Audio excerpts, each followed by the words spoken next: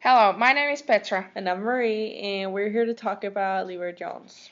Levar Jones was a dark-skinned man who was shot by a police officer, Son Gruber, in September 4th, 2014 in South Carolina.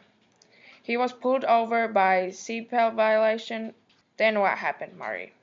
Sean Gruber asked Levar Jones to find his license when he was out of the car. So he checked his pockets, and then he dived headfirst into the car. Because Sean Gruber saw this as a very violent behavior, he said, "Get out of the car, get out of the car." And the second that Levar Jones gets out of the car with his hands up, Sean Gruber starts shooting. Luckily, he survived. He was shot by his hip and he kept asking, "What did I do wrong, sir? What did I do wrong, sir?" Marie, is this case recorded?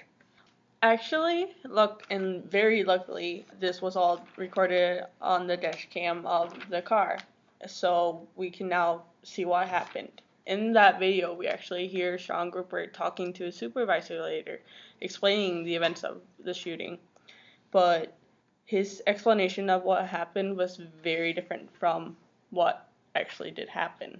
But then luckily, we have the dash cam video that shows exactly what happened. Later that day, Son Gruber was arrested and he got fired from his job. And you can find our Blend Space arrest order and other information about shooting. That is very good to hear, Petra.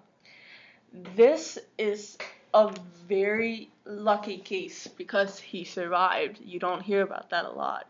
But for someone like me coming from Denmark, it's not something you hear about that often because something like this would never happen.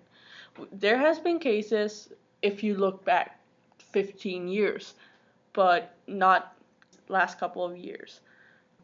What about you, Petra? How does it work in Finland? In Finland, a police officer doesn't even have guns or even tasers, except in the special cases.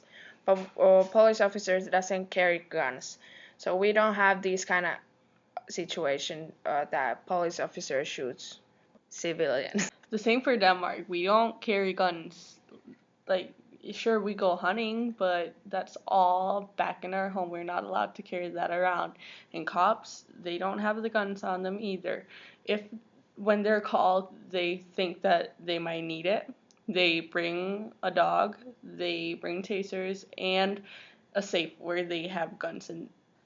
This case is unbelievable. Jobs like these were a children's dream job, and I didn't ever think that way that police officers, that people can be afraid of those. My dream job when I was younger was being police officer, and nowadays I don't look police officers the same way, but I think people can do change and we can change that thoughts that we have about police officers nowadays.